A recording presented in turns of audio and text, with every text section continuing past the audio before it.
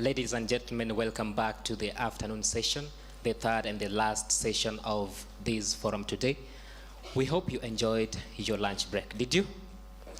Did you enjoy the lunch break? Did you have some time to sit or walk around Meru University? Yes?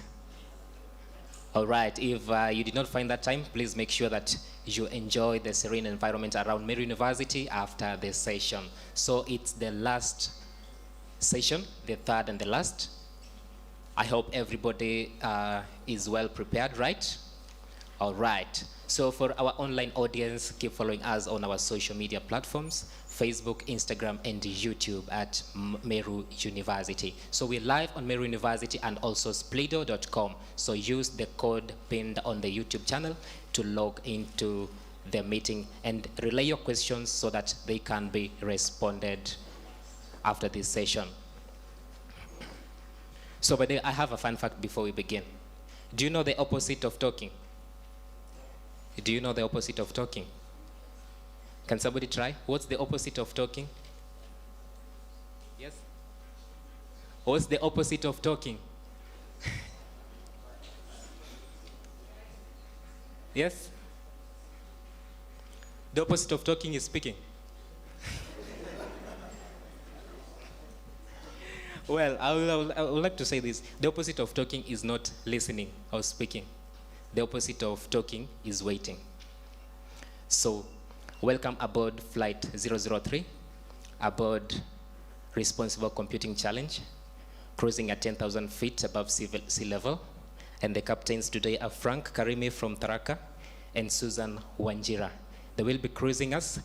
Sit back, fasten your seatbelts, and enjoy the session.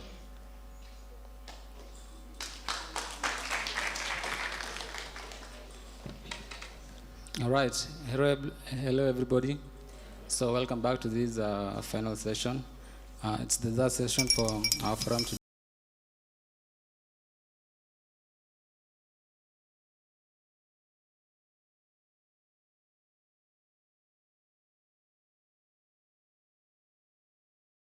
To be responsible as a person, okay? And for this theme, for this session, we have, the theme is sustainable computing, which is balancing innovation and environmental responsibility.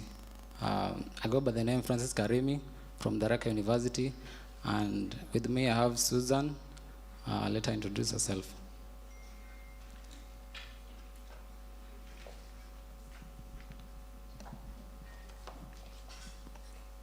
Good afternoon. My name is Susan Wanjira from Niruk, and welcome to this afternoon session.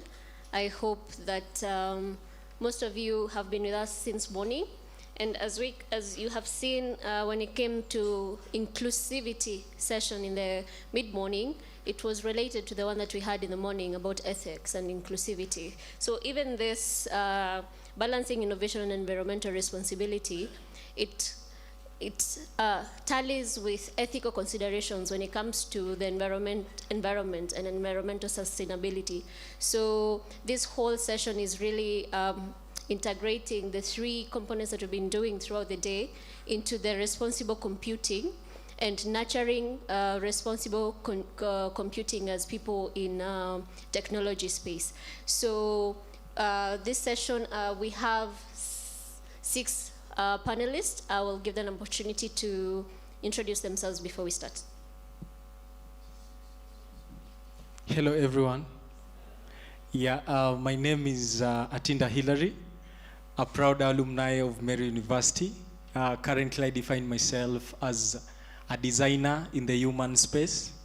I work so much on human-centered design in the implementation of technology for sustainability.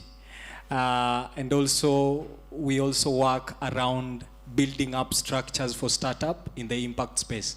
I hope we'll interact more. Thank you. Good afternoon, everyone. My name is Nuria Mohammed, a proud alumni of Meru University. I am a finance enthusiast by profession, but I'm also an environmental activist. And I normally work with kids, so education and inclusivity for kids, especially in marginalized community, is an area that I passionately work in. And I do believe we'll have a really insightful experience today. Thanks. Good afternoon, everyone. I'm Samson Koskei, KMU alumni, currently software developer, working with Inficom Software. Thank you. So good afternoon. I am Grace Ngari, a 3.2 student taking BSc Data Science at Meru University. Good afternoon, everyone. My name is Josephat Nyansomo Gose. I'm a student at Chuka University, 4.2, taking applied in computer science. Thank you. Good afternoon. My name is Maurice Ntonja. I am a faculty member, NIRUC, and also I am a cybersecurity and digital forensics expert. Thank you.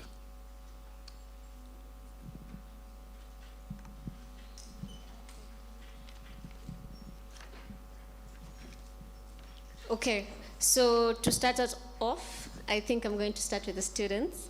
And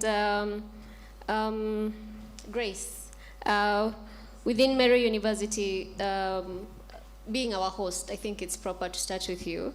The courses or programs that focus on sustainable computing, and do you believe there's need for further integration of sustainability principles into the current curriculum that you have?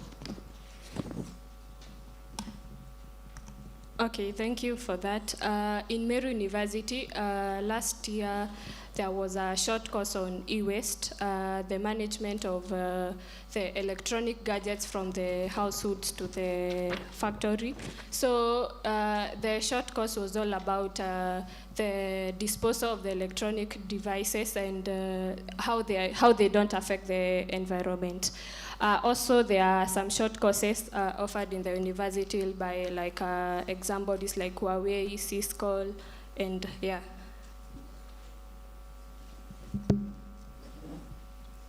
All right, thank you for your insights. On my left here, I have faculty, Niruk, Maurice. Okay, for the first question, I would like to know, in an institution, how is the concept of sustainability integrated into the computing curriculum to prepare students for environmental responsibility practices? Thank you, Francis. The first thing that I have to mention is that our university is purely research, and we just started recently. So we do not have a lot of research going on, especially in matters technology. But in the field that we have, sustainable technology has been implemented in the curriculum in a couple of ways. First, we have a sustainable computing environment for our students. So our students are able to learn through interactive smart screens that we use to deliver lessons and also workshops. These screens, they employ, they use minimal energy vis-a-vis the conventional projectors. They also release less waste to the environment, unlike the board that we have just behind us. You realize using this, at the end of the day, there is a lot of waste, like felt pens, etc. Even the ink is a pollutant. That's one way that we've employed sustainable technology in our curriculum. Another way is that we've used brand and longevity, brand longevity and durability for technical supplies. So we ensure that the laptops, the computing devices that our students use, and even our staff, they meet certain threshold in terms of the power that they are consuming, and we test them regularly. We also encourage our students to rely on digital content, learning materials, they're posted on a cloud, so where students are able to download. We do not encourage a lot of paperwork, printing, and so on. We also employ casework and real-world examples in our teaching. So where we teach our students based on real case scenarios. I'll, for example, mention a case where students are coming up with a project, and that project requires to meet some sort of ethics. And therefore, using an example like, for example, Cambridge Analytica case, if you all remember, where there was some certain loophole or what we call a vulnerability, and attackers were able to gain access to the Facebook and then use that information. They actually collected over 70 million profiles from Facebook and used that information for their own purposes of attacks. So that's one, some of the real case scenarios that we use. We also use practical project and research opportunities for the students. So we encourage them to come up with practical research projects that are implementable, and of course that follow the sustainability objectives. Thank you.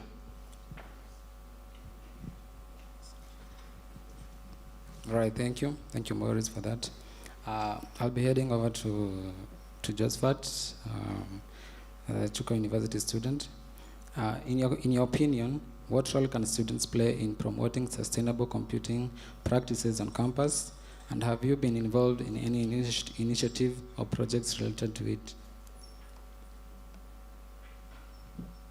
Okay, thank you for the question. Yes, students have a potential in promoting sustainable computing. There are some roles that students can engage themselves in promoting sustainable computing while fostering environmental responsibility. One, students can engage themselves in research centers where they can make some research about maybe on a certain project.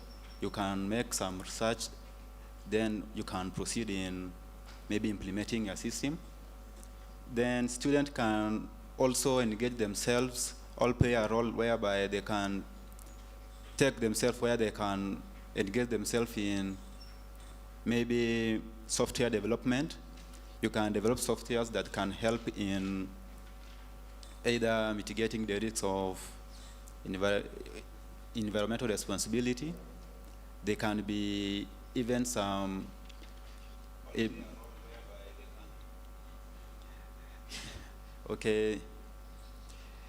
students can be hardware engineers, where they can play a greater role in developing some hardwares that can help in helping improving the environmental sustainability. Thank you. Ms. Nuria, good afternoon. You mentioned that you're an environmental activist and you work with kids. So are there any specific opportunities related to integrating sustainable computing principles? Have you navigated in that space, and any challenges that you have come across? And are there also any specific now initiatives that you're doing that showcase the successful integration of sustainable computing practices within that space? I think when we started the discussion, I wish there would have been a definition of responsible computing and then sustainable computing, because they are both two different ideas or terminologies. The same way you would talk about environmental technology and talk about sustainable technology. Because with environmental technology, you're really handling, you're either minimizing, you're working to minimize or to eradicate or compensate for environmental pollution. But when you talk about sustainable technologies or sustainable computing, you're looking at the broader aspect, which is putting up measures beyond compensating for environmental pollution, which is whereby you look at the whole structure from a project design to project manufacturing to project use, all the way to project disposal or waste disposal. So that's how sustainability comes in. With responsible or environmental technology, you're really talking about compensating for damage that's already been done. But when you talk about sustainability, you're preventing that final damage. So part of the, I think, initiatives that I myself have taken up is we've tried with my organization. I came up with an organization called Watoto Go Green, which primarily provides environmental education to children between the ages of 5 and 17. And through that initiative, we're able to also integrate project-based learning, which is utilization of things such as STEM programs for kids, so they can understand as young as they are, where do they come in environmental sustainability. So from a computing point of view, is to talk to kids about things like energy emissions, carbon emissions, to talk to kids about environmental accounting, talk to kids about the life cycle assessment of a project, which is you're looking at the whole design phase from step 1 to the last step, in how can you mitigate environmental degradation from carbon emissions, from using land resources such as zinc and gold to create these electronic devices that we use, and how can sustainability be implemented in that whole chain. I think part of the challenges that we face, maybe in my organization and with maybe other youth-led initiatives, when we talk about computing and STEM education in general, is I think the lack of awareness of where children can come in, and the lack of awareness. I think even when you look at people because climate change is now a big topic that people are talking about, and the main part of the mitigation strategy is waste separation. I think someone has pointed out that e-waste is something they learn, which is a good strategy, but can that be taken to primary school level, junior school level? I think that's one of the challenges. Can it be broken down to that level so that when you get to university, you're not playing catch up with what the damage that has already been done, you're more so coming up with solutions. So I would think number 1 is the lack of education, and number 2, I would also talk about resource mobilizations, because yes, you're learning these skills in schools, but are there any resources that either the institution, affiliated organizations, or maybe even non-governmental agencies are providing to initiatives to cater for sustainable computing? Yeah. I think to further add to that, I will pose this question to Grace. And within what ideas could be implemented now in your university to make computing and technology more environmentally responsible?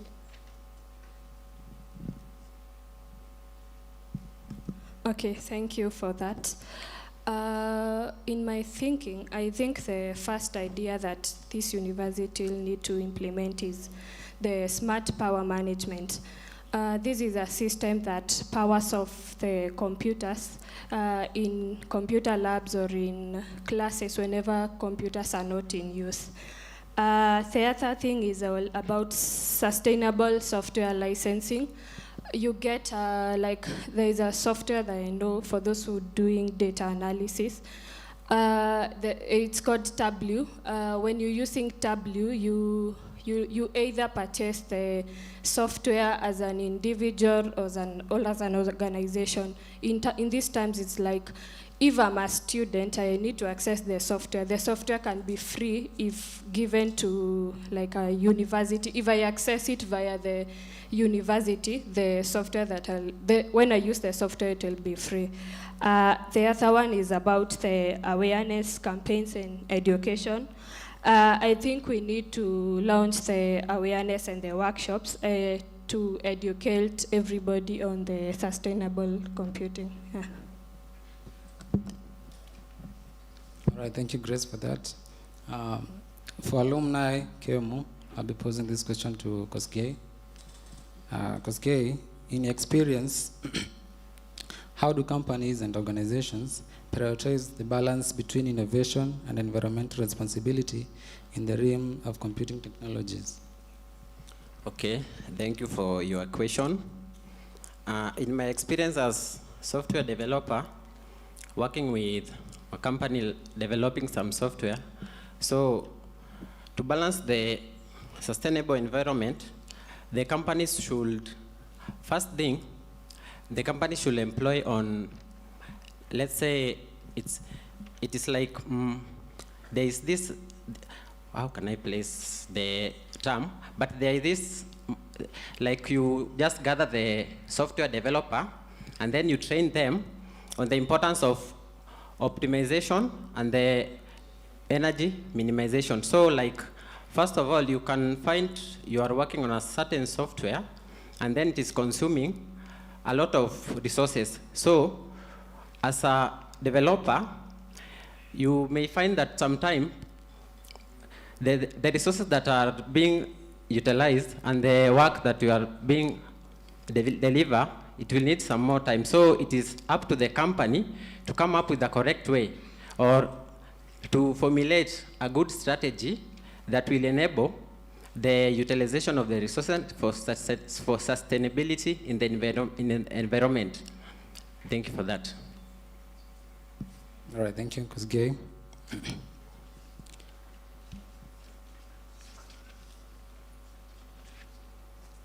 Okay, from there, I'll be posing my question to Maurice here. In an institution, what research or projects are faculty involved in that contribute to sustainable computing? Thank you, Francis. As I mentioned before, is that our university is merely very new and we do not have much of a research capability. But our faculty members are currently pursuing that, and in a near future, I think most of the students here will want to come and pursue their masters there because we'll be offering master's programs only. Now, in relation to the sustainable project being carried out by NURUC, we have one project which is actually being run by our faculty member. He has developed smart water heating system, and he has implemented it in a couple of schools. And how it works is the system has a set time frame when students go to their showers, and in that time it will actually put on or power on all the water heaters. Now, after that time lapses, the system actually switches off to save on the energy, ensuring sustainable use of the electrical power.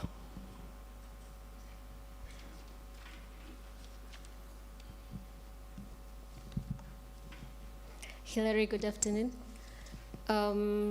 So you've said you are in human design and you are working in a startup. So in your experience, how do you feel that companies and organizations prioritize balance between innovation and environmental responsibility in the realm of computing technologies? Thank you so much. Just to reiterate on that, I believe there has been a very big gap between conservation and technology. This is from the career path in our universities. If asked, even from our audience, how many are in conservation or environment courses within the audience? None. So, this is one point that as a humanity we've missed to be conscious about, because without biodiversity, we can't exist. And even our innovation in the IT space is motivated by our interactions within the environment. And very many industries, this has been a big laxity. However, having an experience worked in a conservation space, currently we are working around Mount Kenya region and the Greater North with very many organizations trying to touch on conservation. So we've cascaded this down to the schools. We have the birth of CBC system, which was very beautiful on paper, sorry to say, but implementation in terms of the digital literacy has been an issue. So through this and working within the indigenous communities of our country, power is an issue, technology penetration is an issue, literacy level even for the teachers in terms of the tech space is quite an issue. And with this, we managed to come up with various tools to enhance the learning of the learners within these schools. And one of the good software that we are currently using is called Colibri. Colibri is an edtech-based software that is offline accessed with these schools, being that they have no power, they have no internet access. Another thing that we've managed on now the learners aspect is now the introduction of programming. We are trying to make sure that STEM is practical on the ground for these kids. And through Scratch programming, we've managed, the students themselves have managed to create animations to tell their story of the community, the environment, how was it then, how is it now? And now the mess that happens within the industries is from our way of disposal. We know that tech is fast moving, but we don't have the mitigation factors when it comes to handling our e-waste. And with this, with a very good structured collaboration with people like WEEE, who are the key e-waste managers in our country, we can find that currently through the e-waste management, sorry to say, we've been able to do a fundraiser for these schools to make sure they get laptops, refurbished laptops from abroad, by collecting the e-waste that we have, exchanging them with institutions abroad to make sure that they get access as any other. Another example that you'll allow me to give is TechLead Africa. How many have heard of an organization called TechLead Africa? Thank you. So they are so also big on when it comes to environment, conservation, and also the being needs of the learners. And with the help of various collaborators, we are also currently working on a project. I heard all of us were talking about inclusivity, but I did not hear any of us in the disability space talking about the deaf. We have a very, very, very big gap in terms of integration of technology to the deaf community. And moved by that, we are currently working on a project with the Kaga School for the Deaf to make sure their integration is paced. And even if you look on the apps which have translation of text to sign, only we are looking with a friend of mine, and we find that there is no Kenya Sign Language based app that somebody can use. If I'm communicating with somebody who is deaf, we can't have a conversant communication because of the language barrier. So with this, I believe that collaboration is very key for the industries, and we call upon each and everyone in this space to come, let us collaborate, think together, and design with. You know, most of the time we are designing for. It's high time we start designing with our clients, take them through the agile process of our product development for the impact. Thank you so much. All right, thank you, Hilary, for that. I believe everyone is going to chip in and be able to, for the developers, to be able to design with. Thank you for that. My next question is going to pose on Josephat from Chuka University. And can you please tell us how can the university foster a culture that encourages students to prioritize sustainability when it comes to their use of technology and the computing resources? Okay, thank you for the question. And for the university to foster the culture of sustainability computing, at first they should foster the culture of sustainability, whereby they can keep emphasizing on the sustainability activities either in school by incorporating them in the academic. And secondly, the school can come up with a metric that they can finance the young developers that are coming with some good softwares that can help in coming with good software that can help in sustainability. However, the school can therefore model the upcoming developers, they model them, and then they guide them on how to become responsible when it comes to computing. Thank you. All right, thank you for that, Kosgei. And with me here, Maurice, I'll be posing another question for you. How can the faculty encourage students in research or projects that address environmental challenges in computing? Thank you. There are actually various ways that the faculty can encourage students to venture into sustainable projects. First,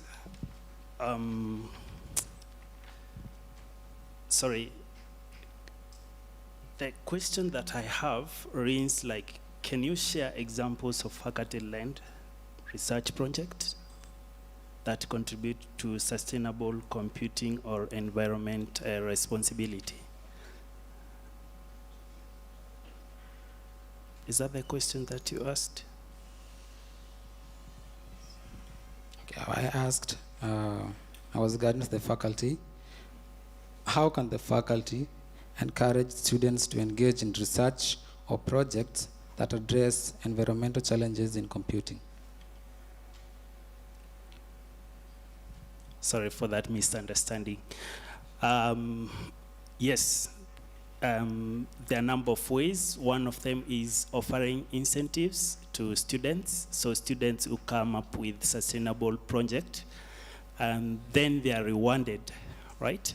Another way is establishing research hubs to encourage students to get involved into sustainable project that actually work on ensuring that we get sustainable technology products that ensure that we have less e-waste and also that consume less energy. Also mentoring and guidance, so students should be encouraged to speak to the professors, researchers in the fields, in the field of sustainable technology, so that they can get as much as knowledge to be able to contribute to this kind of research project. Thank you. Thank you. Kosgei, if I may ask for your perspective, from your perspective, what skills or knowledge related to sustainable computing would you recommend for the current students in our learning institutions? And how can universities better prepare students to address challenges and opportunities in sustainable computing? Okay, thank you for the question.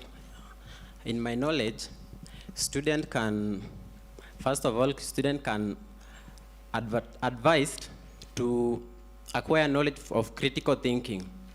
So critical thinking will assist in sustainable environment, so that when you work with a certain, let's say with a certain project or a certain instrument, so you will have in your mind that what impact do I have when I dispose, let's say I dispose this to the environment, or what impact will my, let's say kama I am a developer and I am coming up with a software, I love to ask myself, what impact will this software have to the environment? Will it affect the environment positively, or will it affect the environment negatively? So that maybe you are using a tool or a machine that is consuming a lot of energy, and that will bring high cost. So another skills or knowledge you have for a student to have, it is responsibility and accountability. So you should be responsible for you to know that if I am using this kind of energy from the environment, or I am using this kind of tool, I need to understand the impact, so that when I calculate on my cost, or the cost that it will be incurred, it is not that high from your side. So another thing what you need to know as a student, it is regulation compliance. So you need to comply with some regulation, the environmental regulation. Like there's a lot of regulation for the environment. Maybe one of them is like, don't dispose this or don't do this to the environment. So you need to follow that rule or that regulation. If you go against it, that is you have impact the environment in the negative way. So you need to follow the regulation that is set for sustainability in the environment. Another thing I can say is about cooperation and partnership. So you need to acquire some knowledge. For when you cooperate with a certain, let's say, organization or companies that work towards promoting environmental sustainability, you will have some skills. You will acquire knowledge in conserving the environment. So the knowledge you as a student or a student should have to acquire to facilitate easy management of the environment. For those knowledge I have list, the critical thinking I can say is the most important one, because you as an individual, you will have your own responsibility in dealing with some issues in the environment. Thank you for that. Josephat, in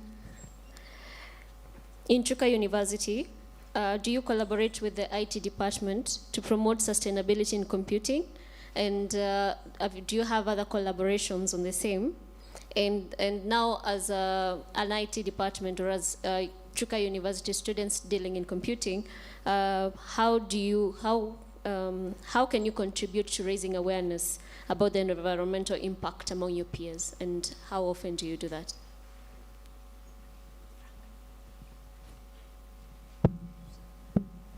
Okay, thank you.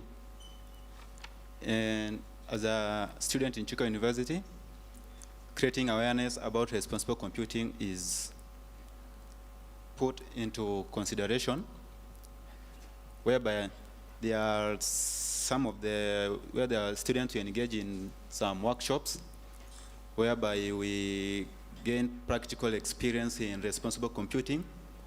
We engage ourselves again in doing some hackathons, whereby young developers come together and we resource share and share ideas about how we are venturing in the advancing in technology.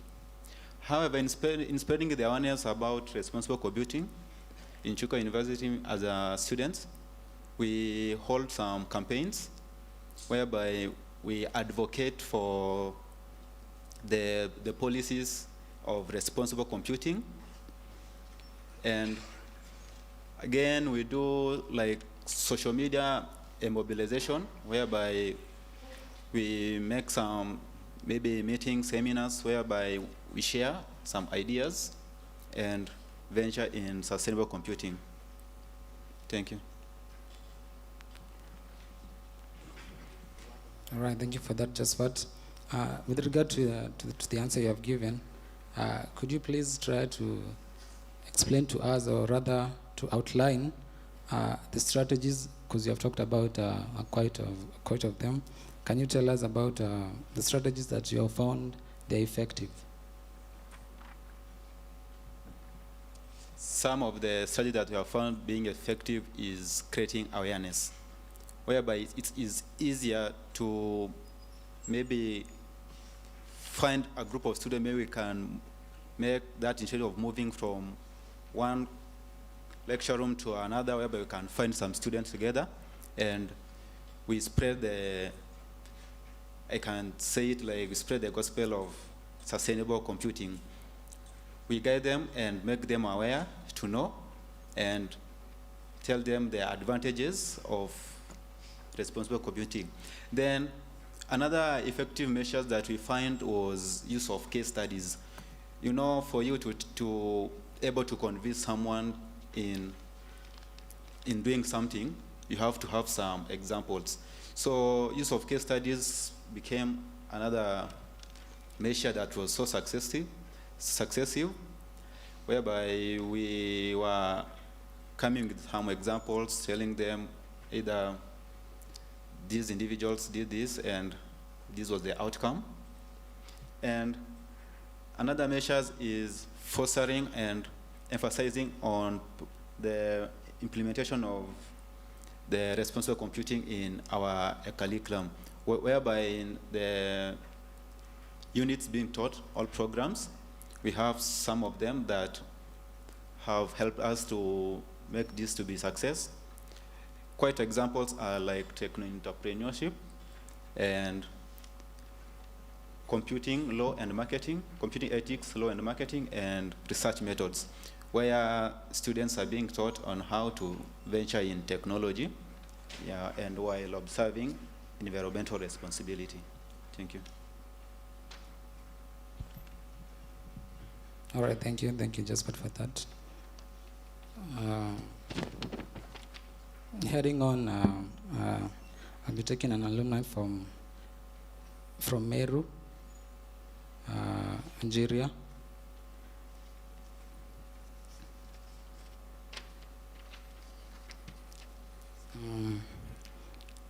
The question is, how can universities better prepare students to address the challenges and opportunities associated with sustainable computing in their future careers?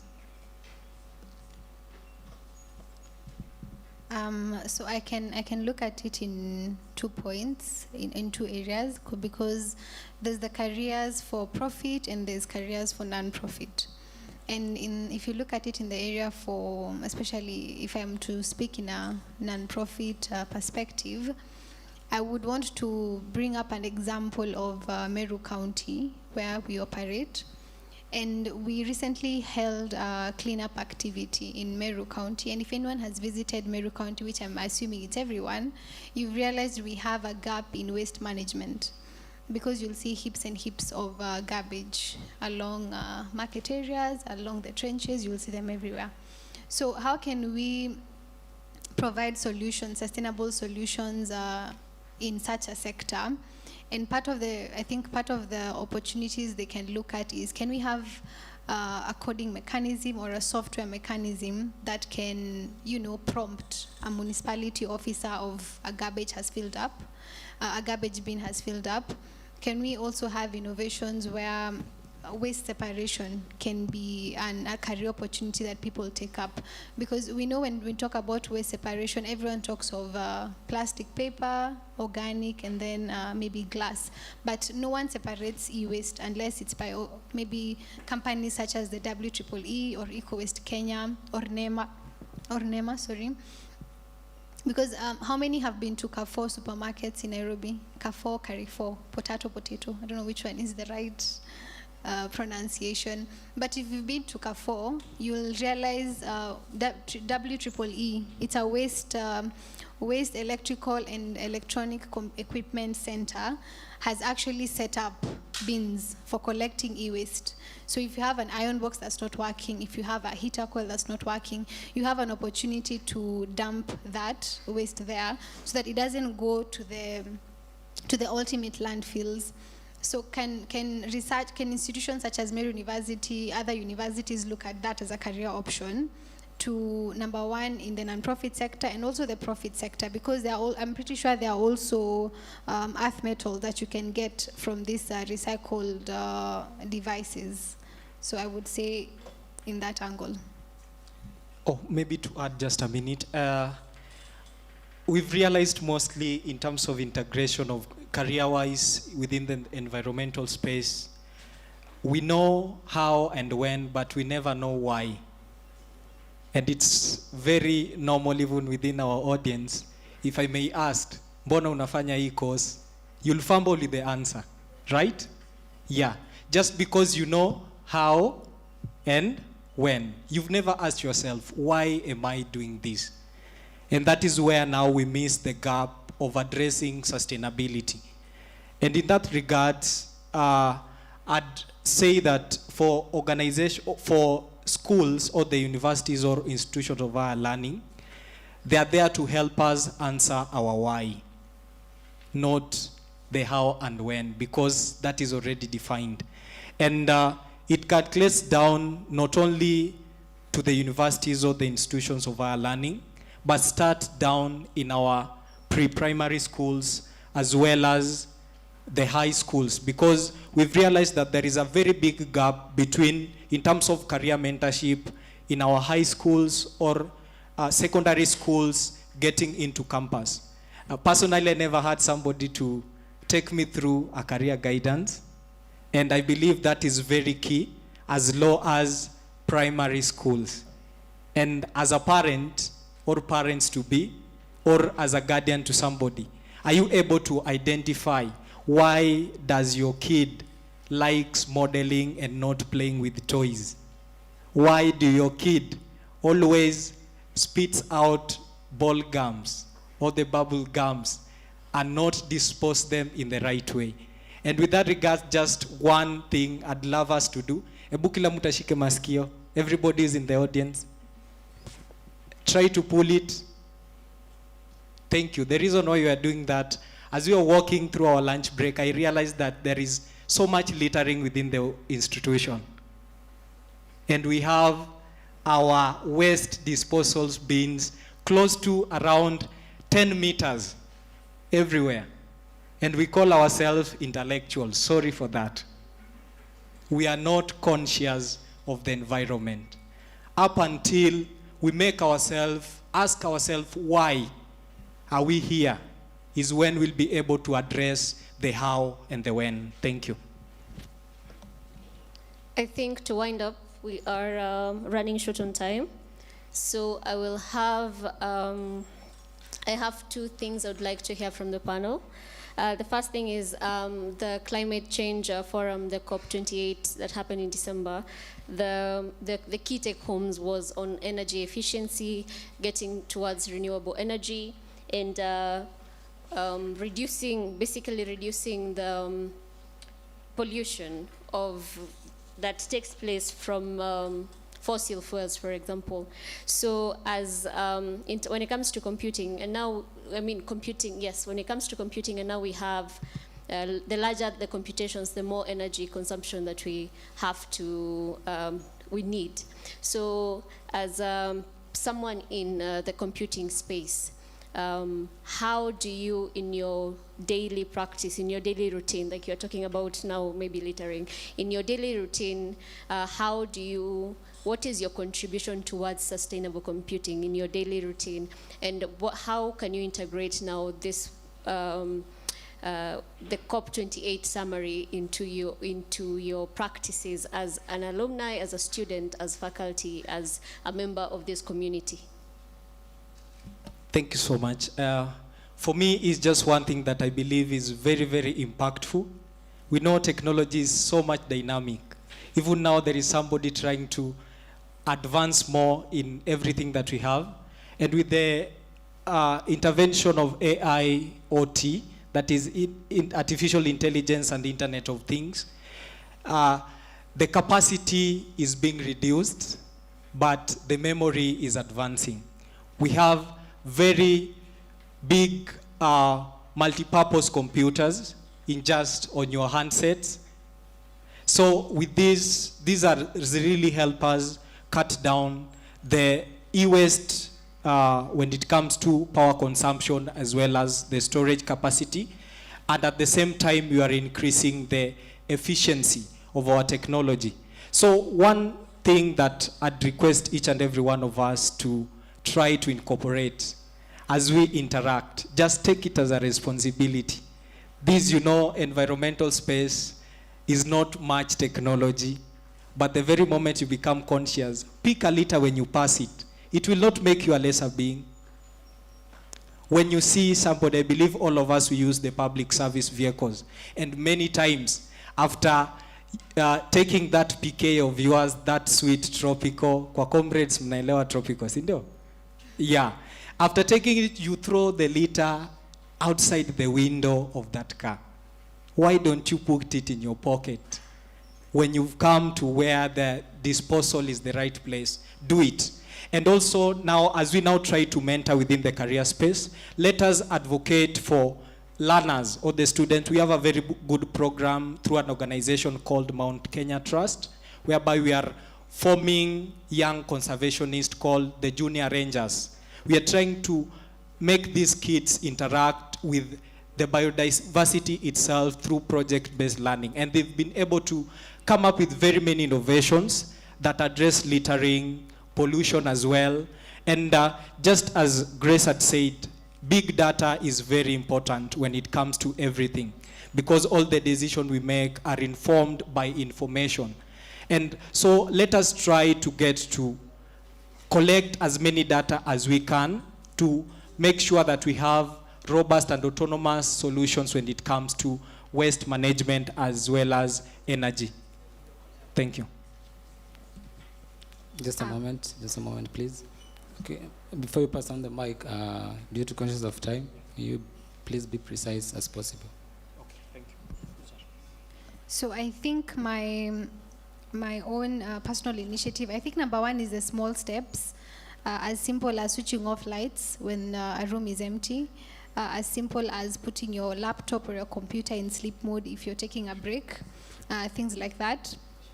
Also, I think another step we can take, especially from people who are doing computer studies and related studies to computing, we can take initiative in eco-labeling, which is we always have signboards of do not litter, we have signboards of do not smoke, we have signboards of no corruption, but do we actually have signboards for e-waste? I don't think we do.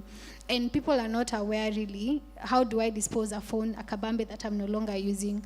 So creating such initiatives as eco-labeling, creating things such as using even social media to educate people about e-waste is a strategy I think personally I've taken up.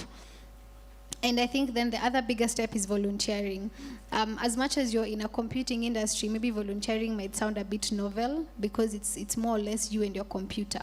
But there's a bigger challenge, especially with CBC trying to incorporate STEM education and a lot of project-based activities. There's a very big gap in what exactly are we telling kids to work on, because can we introduce solar-powered schools where they don't have to rely on electricity to power up their laptops and things like that. So I think it starts from the smaller steps all the way to the bigger steps or to the bigger goal. Okay, on my perspective, I can say lead by example. So be a good example there outside for managing the environment. So if you just use a certain thing like electronic, and you should lead by example wherever you go, not just in school, not just in the town, even in the community. And also another thing, just collaborate and participate in conferences and events that addresses issues to deal with managing the environment. So you can attend. There is every time there is a lot of conferences held from different places. I remember back on 2022, I attended one in Kabarak University where we were taught many things, and then we were showcased some innovation where we can use to manage our electronic devices.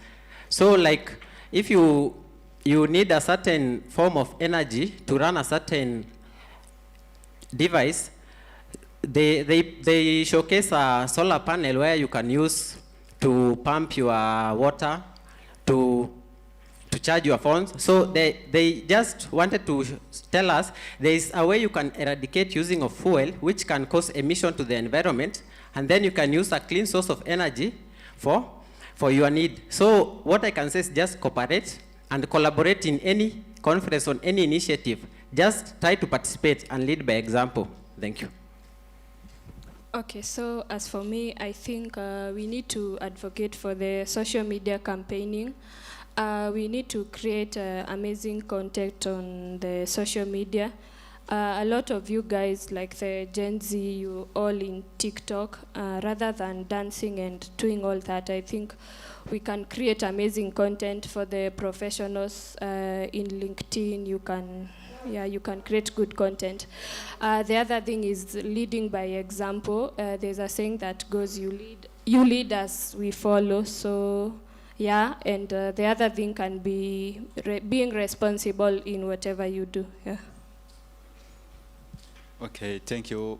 For me, I'll just say that we should advocate for the sustainability computing, and let us be the green ambassadors so that we can be responsible in our environment. And I'll just add up to the software developers that when we are developing our softwares, let's try to adhere to the principles of responsible computing. And the key thing here is that for your software or system to comply with the principles, first thing is ensure that your system is safe.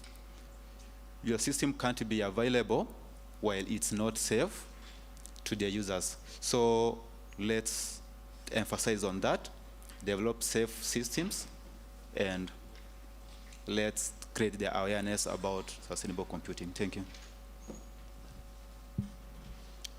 For me, the initiatives that I take, for example, before I leave my house, I have to switch off the lights. That's one way to save the light, the power. I'm also into looking at the policies for responsible computing devices, the ones that we import into the country. Some of them, they are not really sustainable in that you import a device and then it's been used in that particular country. For example, the software that it has, you cannot use it because obviously it doesn't have the language that you speak or the language that you're conversant with, and therefore you have to either remove that device and then just put it in the bin. So we look at what do we import in our country. Do we import used electronic devices that consume more power? Let's also be the advocate of get a new device, buy a new phone, don't go for the XUK and so on, because they obviously consume more power in the long run. Thank you so much, Maurice. We have come to the end of the open discussion. I'd like to thank you all, the panelists. Thank you for coming through. Thank you for participating. It has been quite an interactive session. But due to the constraints of time, we'll be heading on to the open discussion. I'll be taking questions from the viewers who are online and also the people who are in the audience. Before that, let me pass on to Maxwell so that we proceed. All right, thank you so much to our moderators for doing quite a good job. Are you following up the session? All right, now the first session is just completed, and now we're moving on to the open discussion. This is the point where you'll channel in your questions to the panelists so that they respond to them appropriately. And then to our online audience, remember we're live on Meru University YouTube channel, and also we are on slido.com. So the code to join our chat on slido.com is 3672662. That is 3672662. 662. And on slido.com, we have a poll. We would like each and every one of us to participate and give us their answers on the slide. So just get to slido.com, and then the code is 3672662. I hope the remaining session will be quite helpful to each and everyone. So let's receive the few questions from the audience, like 5 questions, because we are running short of time. We're having like 25 minutes. So let's receive questions from the audience first. Then they will be jotted down and be answered at the stage. To our online audience, keep channeling your questions on YouTube at Meru University of Science and Technology. Back to you, our moderators. So questions from the viewers?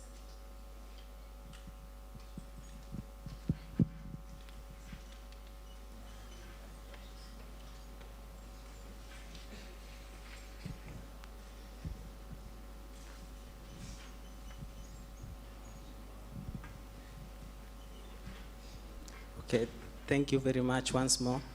I have 2 questions.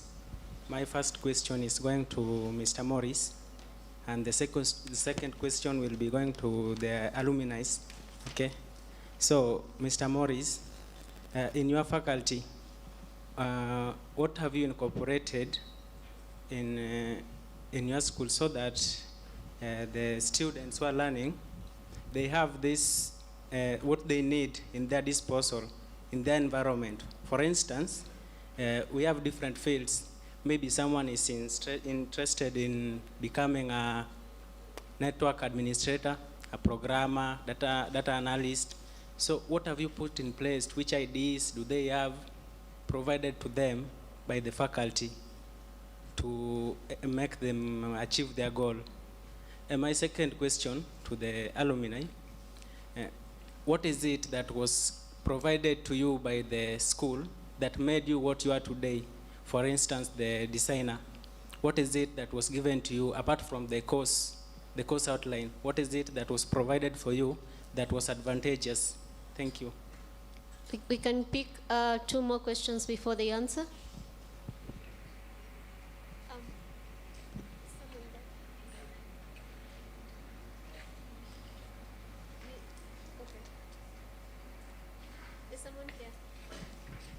Is someone here?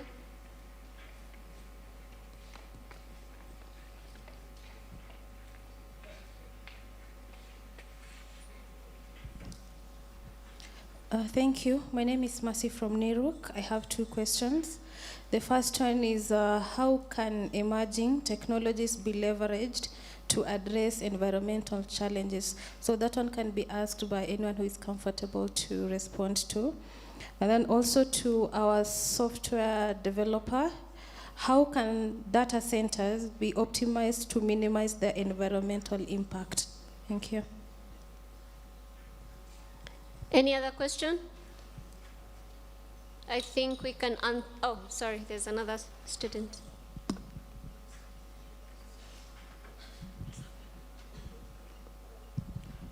I think on the, okay, sorry. I'm Samuel Muriuki. I'm a third-year student here at Meru University.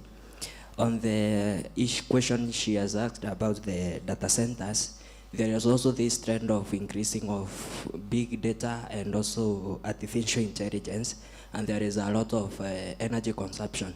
How should that be addressed? Yes. Okay, my name is Steven Otieno. I'm also a third-year student. My question, of course, this group is taking cybersecurity. So maybe I think somebody introduced himself as one who is acquitted in cybersecurity. So I was asking, we are talking about sustainable systems.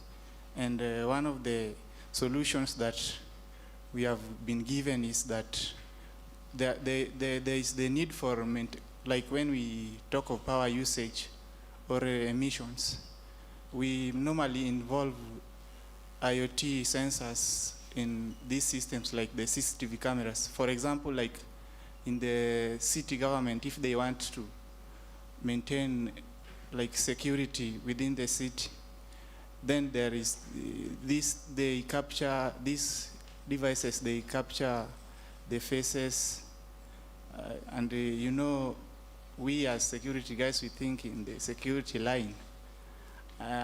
Now my question comes here, how do we ensure sustainability, and keep in mind that these IoT devices are very, very vulnerable to attacks, these sensors? How do we ensure security while maintaining this sustainability? Thank you.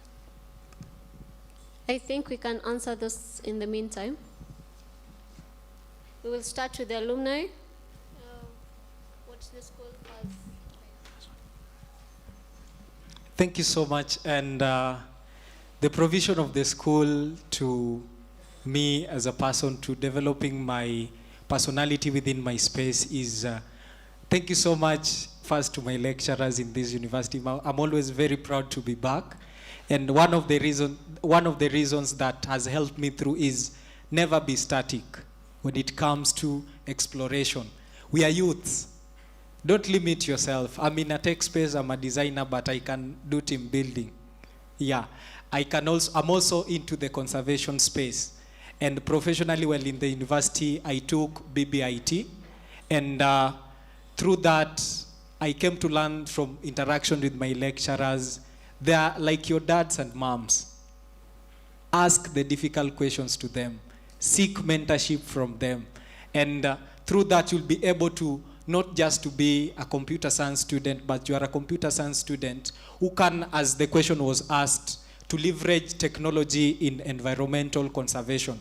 And as organizations that I work with, we've been so much intentional on that. We are currently using a technology called Earth Ranger in terms of monitoring wildlife within the Great Savannah, cascading up north, Kenya.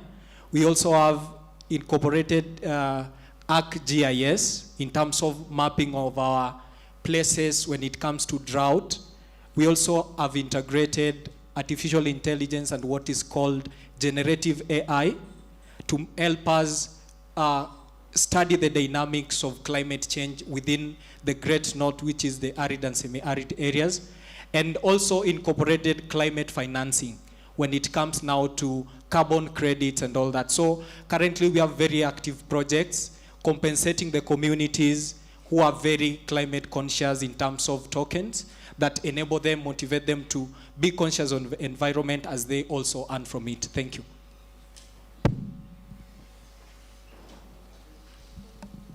To add on that, the question was what was provided to you by the school.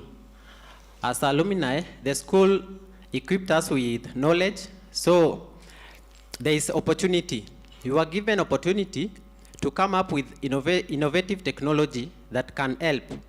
So it's not just having the education from the school, but here outside, it is your responsibility to innovate something. Just don't be there, come up with something, come up with solution, because there outside, there is a lot of problem needed to be solved. So you as an individual, or I as an alumni, I need to be innovative to come up with a technology or a tool that will solve the environmental problem. So the opportunity gave us an opportunity to come up with innovative technologies. Thank you. I think, Nuria, you can answer us on the emerging technologies, leveraging emerging technologies in addressing environmental challenges. And then we'll have Josephat, maybe you can say something about data center optimization for sustainability. I think in the emerging technologies for environmental responsibility, we have, as we have mentioned, we have people who are placing themselves somewhere within the whole chain, which is from the design framework all the way to disposal. So from the design framework, it's really what technology is there to reduce maybe pollution as you're designing, as you're using computing to design products. I think last year is when, early this year, there was the launch of the e-bikes, which are now available on Bolt, available also on Uber apps. if you can see, they're actually cheaper. If maybe your route is 300 bob, it's probably cheaper by 50 or 100 shillings.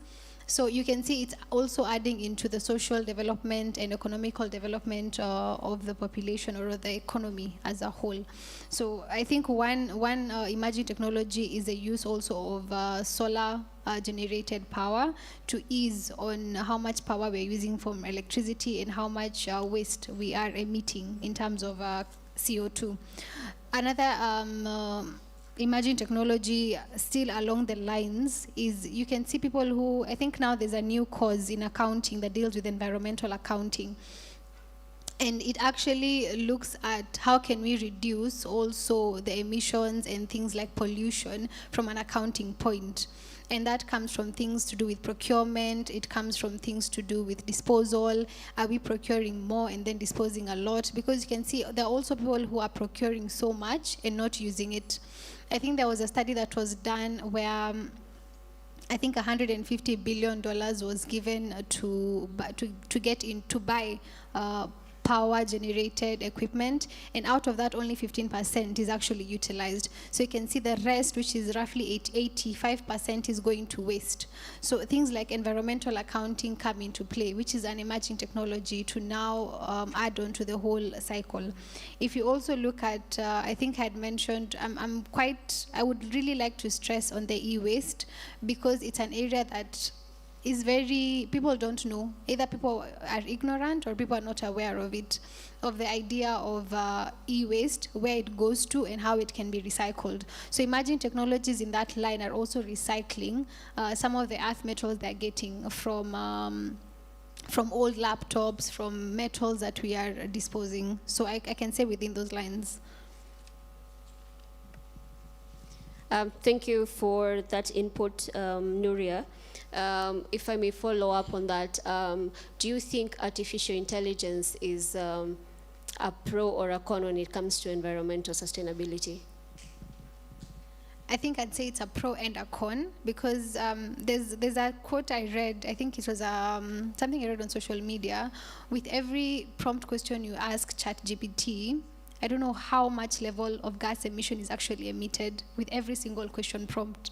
So you can imagine, and sometimes I think in the early implementations of ChatGPT, there were points you would actually go to ChatGPT and you'll be told to wait, because there are so many people prompting questions on ChatGPT.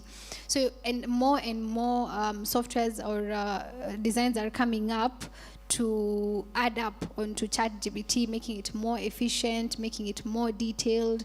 I think even now people are talking about artists becoming redundant, because you can even come up with a whole script and a whole movie from a prompt question. So you can imagine how much energy is being utilized in coming up with these solutions, because you might think it's taking 5 seconds, but then the overall pollution to the country is quite high. So I would say it's both. Thank you. Josephat, I think you'll take us through the data center optimization for sustainability, and then Maurice, you can answer the questions on incorporating what student needs in your organization, and the one on securitization and sustainability of IoTs, before we go to Frank and the virtual questions.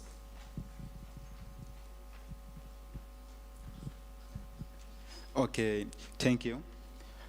On data centers for optimization, sustainability, here we can look on implementing some efficient algorithms for energy saving, whereby they can help in lowering the consumption of energy. And therefore, we can also advocate in using of clean energy, such as solar power, that can help us in reducing carbon emission while using some source of energy such as electricity.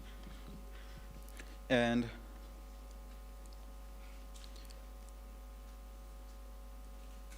in data centers, so that we can also come by ensuring that come with the effective algorithm for making the query and analysis of information in in the center, which can help in reducing the lag in the system and ensuring that the data is working well. Thank you. Thank you. Before I commence on answering the questions from Stephen and my good friend over there, I just want to mention something to Mercy, who asked a question on emerging technologies, how they can be leveraged to advance environmental sustainability. First, I will say that AI actually is promising, very promising in terms of creating sustainable computing devices, which consume less power. AI is being used to optimize algorithms to ensure that computing devices are not using much power. Also, AI is very, emerging technologies like quantum computing is promising to have what we call self-powered IoT devices or computing architectures that consume less power, also power themselves. So what we are seeing is that in a near future, you might not actually have to charge your phone. Yeah? It will just come with a lifetime battery. And this is all because we have this kind of technology, the emerging technologies that are coming. Now to go to my good friend, he asked what strategies as Neurok faculty implemented to ensure the students are mentored to achieve their goals, right?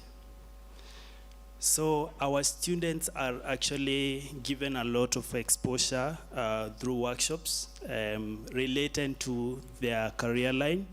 Our students are purely taking masters. So depending on their interest, depending on their line, then we expose them to their respective career lines through workshops and conferences and symposiums, symposia like this one. Also, they are given short courses on the areas of their profession or their research areas. They are also given resources. We facilitate them to attend to workshops like this one and so many others. Stephen asked a question on how do we ensure security while adhering, how do we ensure IoT sensors are secure while adhering to the security measures? So these IoT sensors are obviously there because they are collecting some particular information, and for the developers to make sure that they are safe from being vulnerable, they have to ensure that the code is the algorithms that they are using to control the devices are they are not exposed to any what do I say? They are firm enough, right, from vulnerabilities. And also, one other thing is that they are able to log in.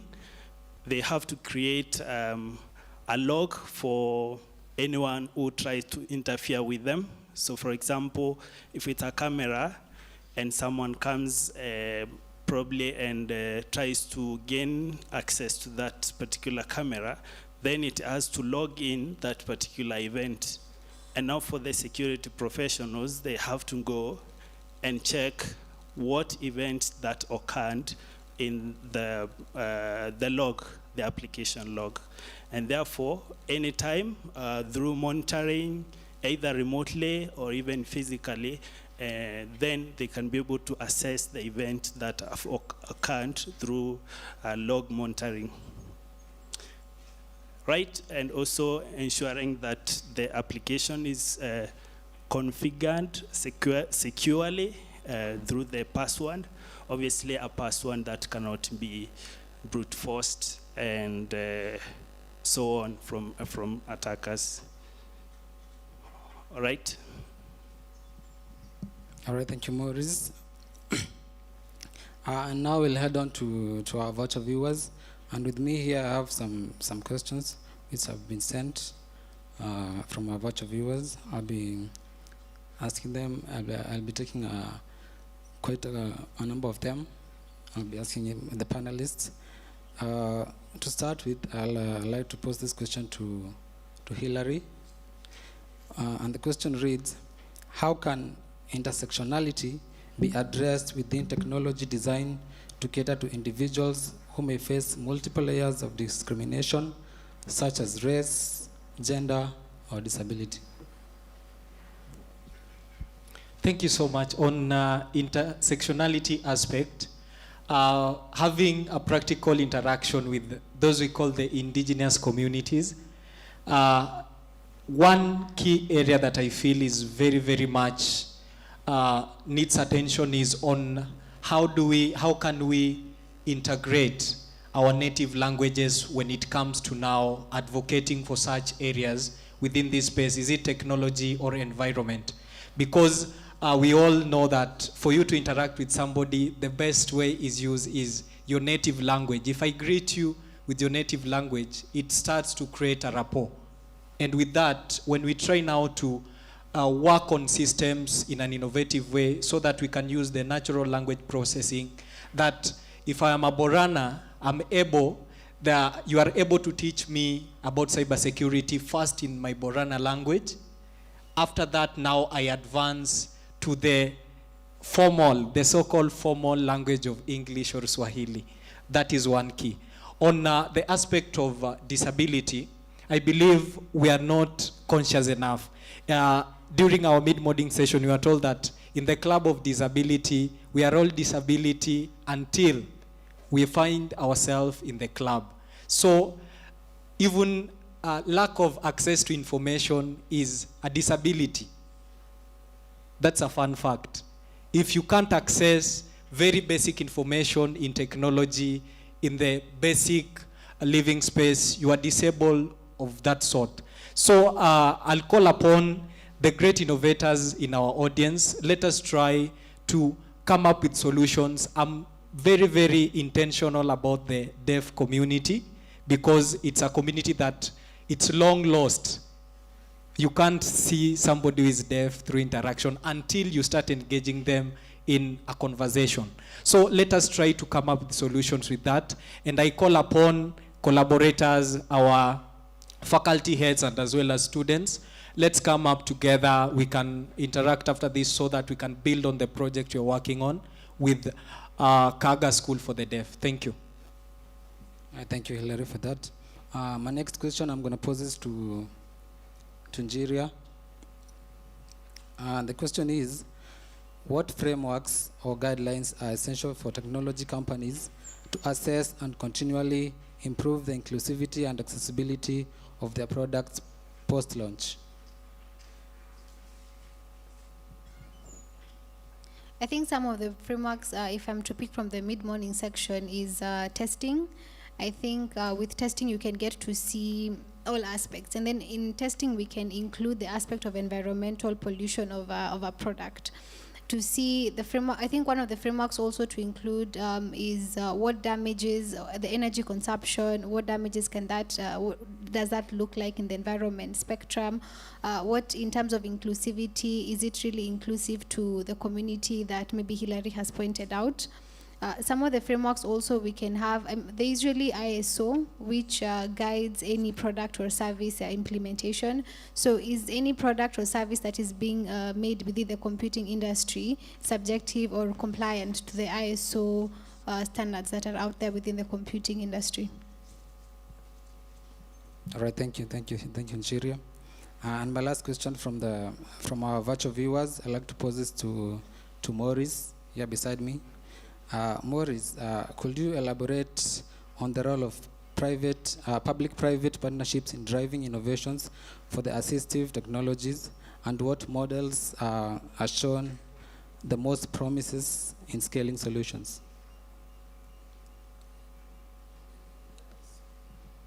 Thank you. So it's the role of public-private partnerships in driving innovations, right? I think public-private partnerships are actually key to some of the innovations that we have currently, because you realize public institutions actually is not like they have much of research capacity, but now through the public-private partnerships, for example, I was informed this day that Meru University has a partnership with Safaricom. Meru University is a public institution, obviously, and we'll see that Safaricom will actually have a lot of investment in this particular institution in terms of training, in terms of infrastructure that can drive teaching and technology. Thank you. All right, thank you so much, Maurice, for that. I also have other incoming questions from the audience. I think this was a burning question from a person. And the question reads, how can Kenya, as a third world country, leverage responsible computing to marginalize population into the fold as we advocate for cohesive national development? Thank you so much. First, let me demystify the word that Kenya is a third world. Earth is the second planet from the sun. So the Earth is the third planet, right? Yeah, so I always don't resonate with the fact that we are a third world, because we are developing. We are a developing country, just from the young youths that we have in our audience. And the best way that we can integrate technology for sustainability within our marginalized community. I don't always call them marginalized because they're just deprived of resources and opportunities. If somebody calls you marginalized, doesn't sound good, right? Yeah. So these are communities that are deprived of various resources and opportunities, and that is why we are here. Personally, I've interacted with various organizations and groups, to be specific, in Samburu, Isiolo, and Marsabit counties, where we are currently integrating STEM into the CBC system. And we are starting this from as early childhood education. And we've been able to see very many innovative projects done through scratch. I was surprised a kid in the deepest Samburu County is able to create an animation to advocate for stop rhino poaching through scratch programming. So they are not marginalized. They are just short of resources and opportunities. And when we bring this to their disposal, we'll see that it's not all about where you come from. It's all about what you have to impact the world. Thank you. Thank you, Hilary. I think to add on to that, there's also the idea of inclusivity in policy making and decision making, because if we don't include people who are the victims of the problem within the policy making and legislative process, then we can't come up with the solutions. Because currently, CBC, as he mentioned, is very good on paper, but with implementation, it's literally, I think, private schools which are excelling in implementing CBC curriculum. STEM programs within CBC are completely not functional. So why can't there be inclusion of people in policy making, in decision making processes to come up with strategies? If we can have a system where Meru University can adopt a primary school around here to provide solar energy, to provide second-hand laptops that students are no longer using, such a program, that then you come up with the community aspect, and then sustainability comes into the whole concept. All right, thank you. Thank you, Njira, for adding on that, on what Hilary was saying. The other question is for an alumni. For any alumni, what initiative are you taking personally towards advocating for responsible computing? Maybe Kosgei, you can try to tell us. Okay, the question is what initiative? What initiative are you taking personally towards advocating for responsible computing? Okay, so to answer that question, I can say, personally, there are some initiative I can chip in. So like participating in public participation. So you can engage the fellow students, even the outside people, in managing the environment. So you can you as an individual, you can push for an event to educate the public.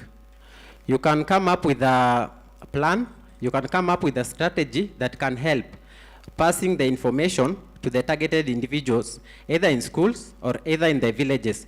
So I, as an individual, I will look forward to create one, to encourage to have one in a certain area where I can say there is no education concerning the environmental conservation, because there are some parts in the country where some people are not aware of how they can conserve the environment or how can they dispose some certain things. Let's say electronic gadget. I can use an example of memory card. In case your memory card got spoiled, you are tempted to throw it in the dustbin, yes? So, but let's assume it has an important information. Someone can come and pick that memory card, and let's say he or she has a knowledge on how to retrieve the information. If the information was very important, then the security of that information will be compromised. So if that person can get an education or a skill on how he or she can handle some things concerning the environment, it will be better. Thank you. Thank you, Kosgei. I think I'll pass on to, maybe you have a question that hasn't been answered. Is there anyone else in the, okay, let's take 2 more questions and then we wind up.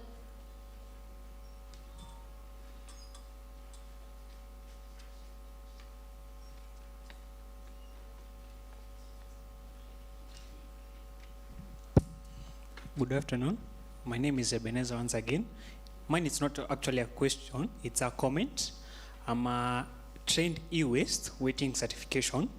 And what I can say is, as much as we're saying manage e-waste, we need to understand some of them are harmful, and you can tell someone manage e-waste, but at the end of the day, it may lead harming him or her because of managing e-waste and the normal waste. Those are 2 different things. And also to encourage, when it comes to development of system, I think it's time as developing countries, we adopt a culture where it's circular, whereby as much as it's circular, it's dynamic. The fact that anything that we develop can be modified as time goes by, so that at the end of the day, we avoid the need of absolute thing and then creating another one. And then at the end of the day, it becomes absolute. We are forced to create another thing. So by that, we'll be doing sustainable development and also caring to the environment. Thank you. Someone else? Yes. Good afternoon. My name is Ben from Kenya Methodist. My question goes to Nuria.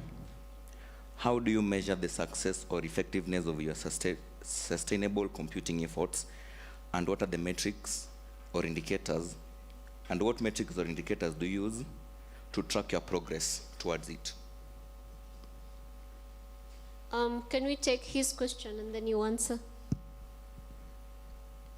There's the last person up there has a question.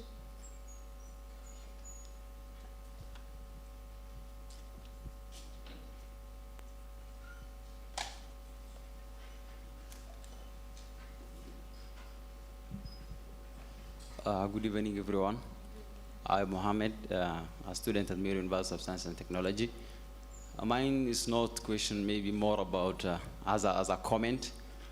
My lecturer here, Dr. Dorothy, mentioned to me as the session was going that for us to help or maybe take part in preserving the environment, we need to include we need to use technology and, make decisions from the design stage. Then this project came to my mind. Microsoft, some years back, I think it was 2018, they deployed one of their data centers in the ocean around like 117 deep down the sea. And that server and that data center contains around 864 servers, which is the data center, one of the data centers that actually powers ChatGPT, because it is, it's powered by Microsoft Azure. And some of the things that they said was this data center is 100% powered by, renewable energy, sea tides and wave energy and all those things. So maybe as software engineers or maybe software developers, we can also take part in preserving the environment by including the solutions that we are developing and consider the environment at the design stage. So thank you. If I can mention something for you, Mohammed, to ponder about. No, it's not a question. You can come. What about the sea life that data center is affecting? Isn't it part of the environment? That's just something to think about. Nuria, you can answer. Okay, I think my question was, if I got it right, the metrics I use in my initiative and all of that. So just to elaborate more on what Total Go Green organization does, is more so providing climate education to kids. And in a way, through projects, our program is usually delivered through project-based learning and experiential learning. And what I mean by this is we have Kijani clubs set up in public schools. Our main focus is public schools. And part of the Kijani clubs is, number one, you're providing creative awareness on what environmental responsibility means. Number two, you're also talking about STEM education and the careers you can take within the STEM education structure or scope to address environmental sustainability within computing industry, digital literacy, and all of that. Some of the metrics and indicators that we use, especially through the Kijani clubs, we're able to do continuous assessment of the learners to see and engage them in what have you actually understood. Can you take part in explaining what you've learned to an audience? Can you come up with your own initiatives, which if we were to give resources, it's something that we can measure impact and sustainability. Some of the other metrics that we also use is we're trying to engage them in workshops. Currently in Meru, there's usually an annual Farmers' Day, I think between June and September in ASK Showground. We are trying to have a group of young children from public schools showcase some of their innovations within the energy space. There's currently, I currently attended a summit or a forum on the use of insects to provide energy. And I think you've heard of insects such as mealworm and black soldier fly, and they're now being used to produce energy. It's in the angle of manure and fertilizer, but can we also look at it where we can use nature to give us energy instead of relying on electricity and all of that, especially if it's sustainable organic energy that is not damaging to the environment? Okay. So I think we initially intended to take the least time, but we have somehow managed to take quite quite the amount of time, but this has been a very enriching experience for all of us, I hope. It has been for me. Thank you so much, our panelists, for being kind with your ideas, with your thoughts, with what is going on, what you're undertaking in terms of sustainable computing, in terms of environmental preservation, in terms of balancing innovation and environmental responsibility. So at this point, I'll take the program back to Maxwell, and then he'll guide us on the way forward. Thank you so much. Let's appreciate our moderators and our panelists. Thank you so much. A round of applause to you. The discussions have been quite insightful, quite helpful to each and every one. I hope each one of us is benefiting, right? Now, from the 3 sessions, that was from ethics through inclusivity and accessibility to environmental responsibility. And there is where our flight comes to an end. Thanks to each and everyone for participating from the 7 universities present. Let's appreciate ourselves.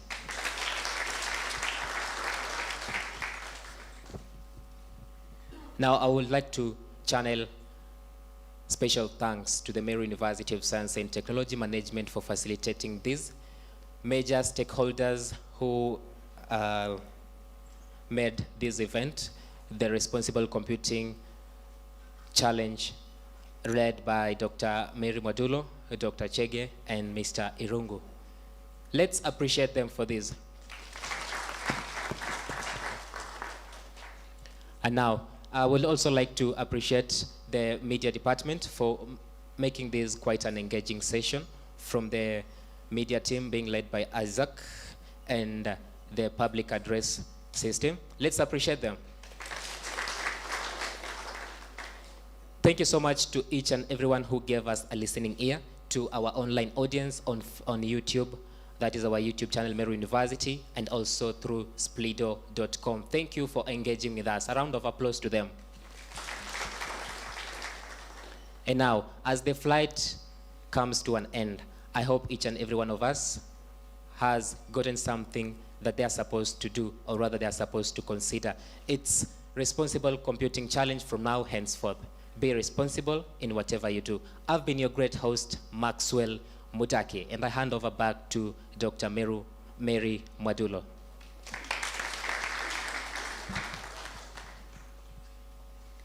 So thank you so much. I think we've had an engaging discussion. So we've had an engaging session. I believe we've learned something. And the slogan that we have for this is Responsible Computing Starts With Me.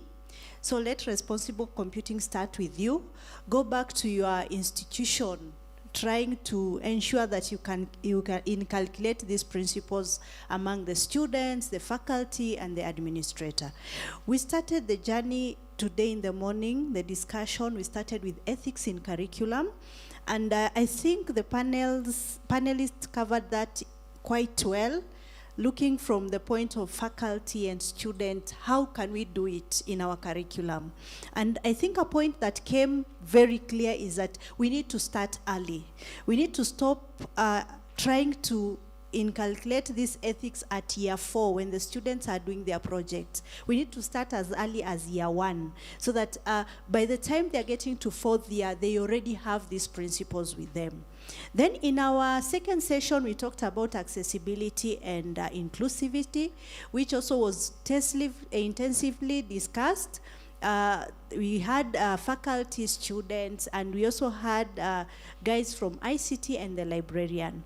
And I think the information or the take-home message that we pick from that is that there's a lot that we need to do. As people in the tech world, we need to start thinking of technologies that are more inclusive, or technologies that are more accessible, so that when you are developing that mobile app, or when you're coming up with that algorithm, do you think beyond someone who is able to look at the phone? Do you think of that shosho if you'll be able to see the font size of the words that you've used. So it's important for us to start thinking of that. And now that we are students, we are administrators, we are faculties, those are things that we need to keep on looking into. And in our last session, the sustainability panelists, they have taken us through well. We are trying to balance innovation and environment. And I like a question that was asked by one of the audience, that supposing we take all these data centers all under the sea, and someone asked, won't we affect the environment in the sea? So those are the things that we are trying to balance. They may not get a good balance, but there are things that we ought to start thinking about. As we become innovative, let's also think about the environment. Issues to do with e-waste, right? That's very, very important. So I want to appreciate our panelists. It has been a very engaging session, and I appreciate everyone here, whether physically or virtually, whether you've asked a question or you are just a listener, whether you've participated or not. I wish to take this opportunity just to say thank you. And let's continue behaving responsibly. Let's go out with the word, telling the world, responsible computing should start with me. Let it start with us as students, as faculty, and as administrator. And just to wind it off, I'm going to ask that let's continue sharing the information on our social media. Let it go out even to those that were not able to make it. Otherwise, thank you so much. I appreciate. May you go well. Thank you.